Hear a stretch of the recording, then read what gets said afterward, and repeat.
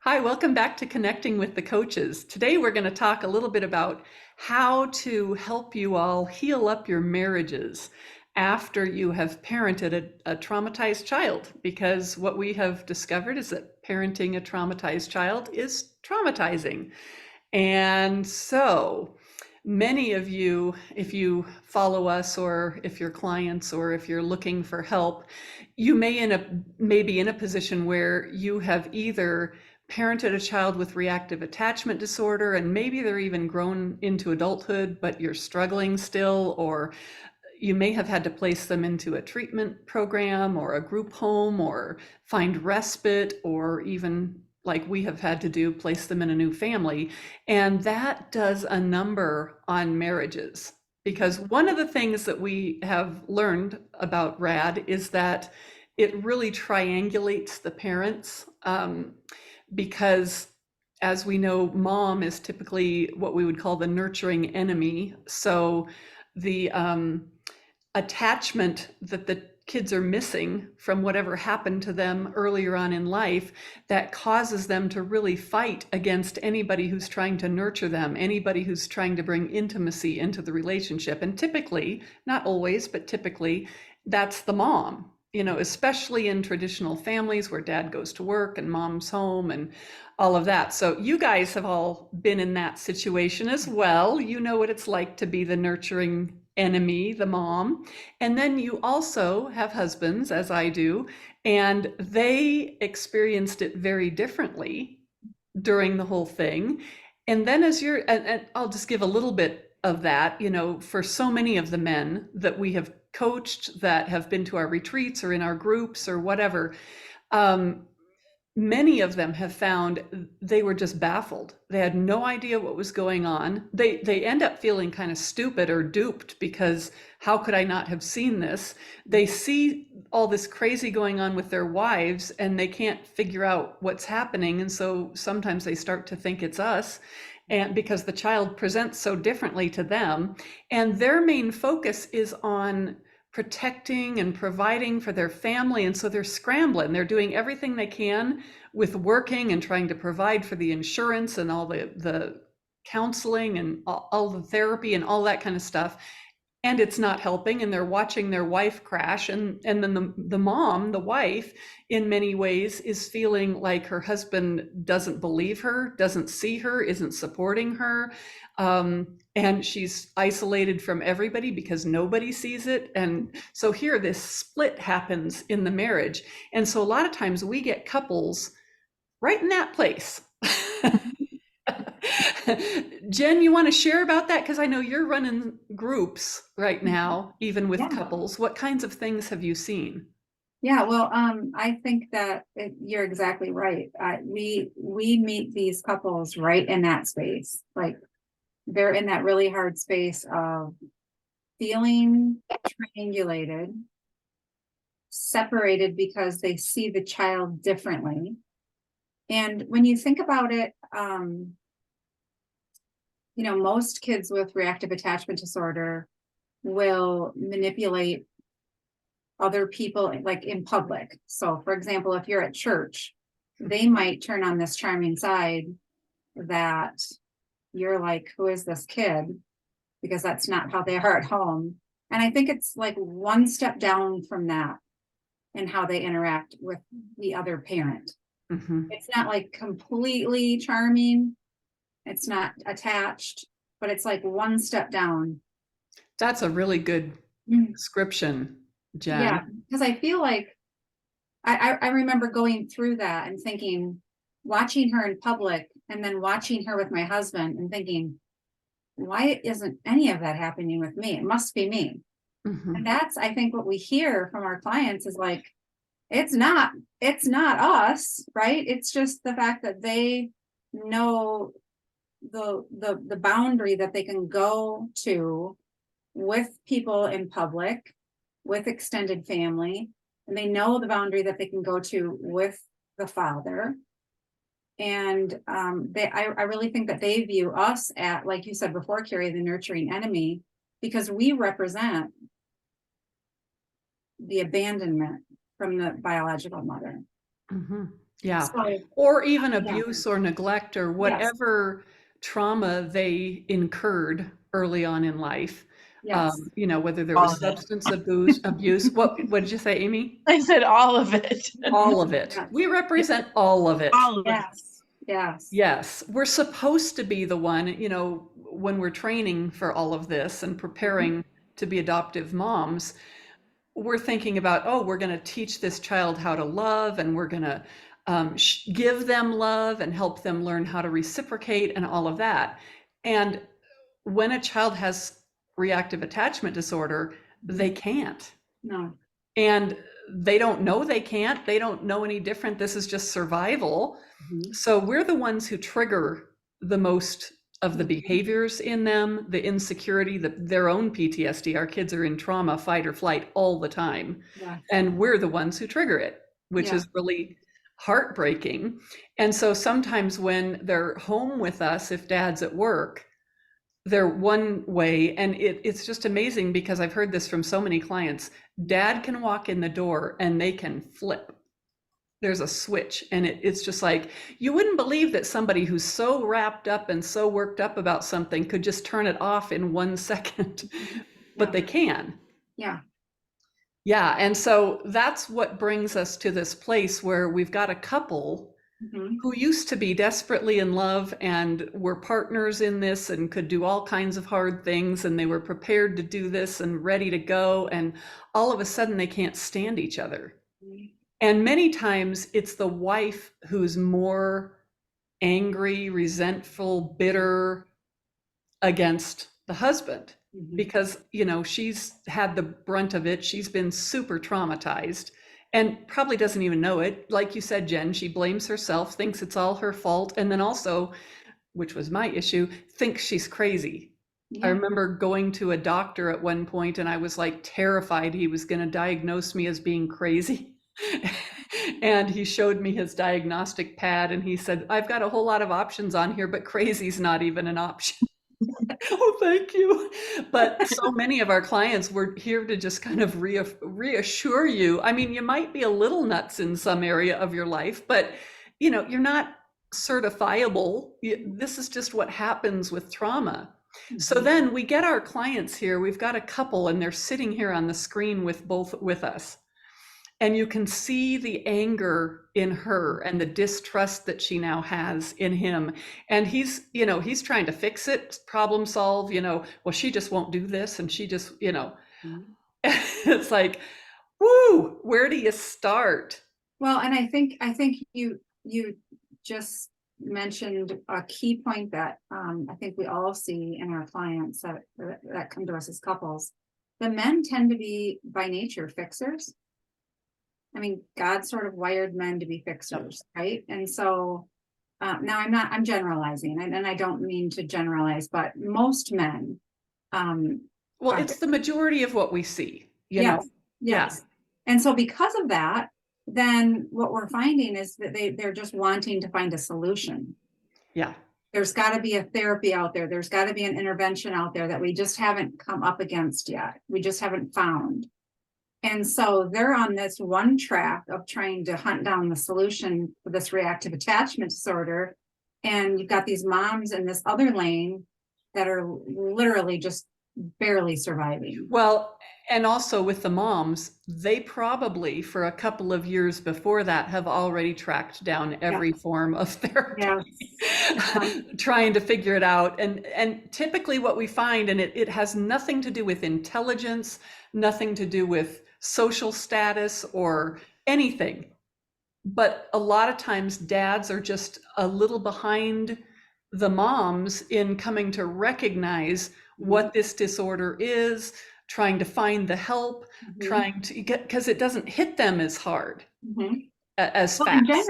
generally because I mean, most often they're not spending as much time day to day. Yeah, So you've got that separation, yeah. which is why there's that gap in coming Amy's to. got something to say here. Yeah.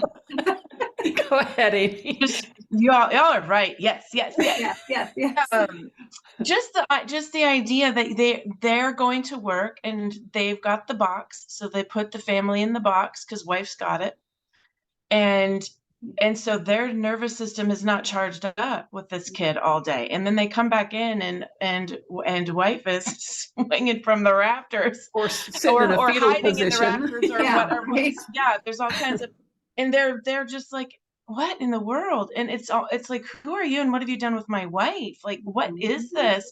And they really do think it's you because they've seen this change in you and they're still not seeing the child. Right. That's a good point. That's a good Yeah, point. they're seeing the change in you. But then the other thing I wanted to mention is just how, we're not in a utopia here, and so we all grow up with some kind of coping mechanism for whatever kind of situation we figured out how to survive in our own childhood, which can be really big or really small things, but we have developed a way to cope with that. And so in And the it may case be of a functional way, it may not be.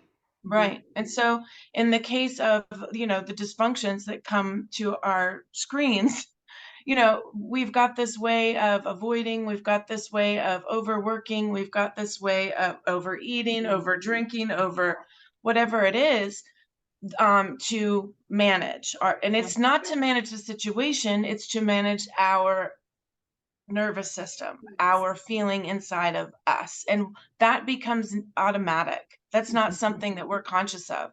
And Right. so what then you've got if you've got a parent like I was who had so much unprocessed childhood stuff, you've got like survival skill mom and survival skill kid, and then dad's, And possibly survival skill and dad. dad and tell it well, and yet once he finally gets involved, like from a distance, he's just kind of in shock and awe, which is like, what? And trusting that you've got it because you always have. But when he gets involved, then you see his coping skill, which may Yeah. be fix it may be avoid, it may, could be all kinds of things. And so the key for me is to try to see them each individually and see their histories individually, what they bring to the Yes. table and where they're coming from individually, because that's what's getting worked out Yes. in the dynamic at home. Right. Yeah. And you mentioned something too. I may have just lost it. You thinking, oh, I know what it was. So many of our moms are really exceptional people, who are super success, and dads too. I mean, we have very successful people that are our clients. But when the moms have always been the one who handled everything and everybody depended on her and she knew she could do it and she was skilled and qualified and capable and all of that, and she starts falling apart, it throws everybody. Nobody knows. Yes. She doesn't know what to do when, I mean, she starts thinking, I'm going to die. She Yes. starts thinking, I can't do this anymore. And dad's like, well, you've always done it, so you can just do it. And he doesn't realize how far this trauma has taken her. And I know we've all been in that spot. And so, when we're working with a couple, sometimes it's really helpful for us to share some of our experience to help them understand what your wife is going through is actually normal for the level of trauma that you all have endured and the grief. We're talking about trauma mainly, but there's so much grief in this too. And so when a couple maybe goes to a general counselor or even a marriage and family counselor, because that's what I was trained in, they're typically going to hear things like, don't be accusatory and you need to lay down the defensiveness and you just need to speak with I statements and all of that. And that works for the general public who doesn't have any trauma. But when you're triggered into fight or flight, even though it probably started with the traumatized child, now there has become trauma between husband and wife, and now we're triggering each other. And so you can't just do the basics of marriage counseling. We have to get in and deal, like Amy was saying, with the nervous system and teach each person. This is the challenging part, and this is what I think we're good at. And we're not being arrogant here. We're just like, we had to do it ourselves and we've kind of figured it out. And now we recognize it and can see this is what helps. So we've got spouses here and we have to talk to each one. You are traumatized. You are traumatized. We have to figure out what some of your triggers are and help your body calm down. And this is why it's hard, because as we're doing that, we also have to say, at the same time, over time, we have to teach you how your spouse has been traumatized and triggered.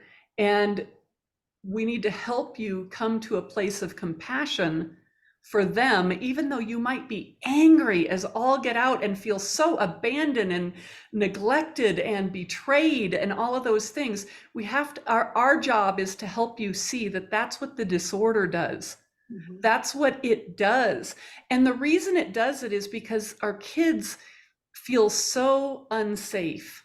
They feel so out of control that they have to do anything that they can do to keep us off center, to keep us separated, because then they don't have to worry about a united front coming with intimacy, which is terrifying to Exactly. them. Right. Yeah. Right. And two is harder to overcome than one, right? And so if I just have one person who's pressing in, and then I just have one person to fight. But if mom and dad are a united front, Yeah. then I've got two people who are pressing in and trying to get this relationship out of me that that's terrifying to me. And it really isn't something that is conscious. It is in the body. It is how my body reacts. Well, did you have cognitive a way to describe your body feelings when you were 3, 4, 5, 6, 10, 11, 12, 13? Like we just didn't, we don't have it. We just act it out. And so there's that,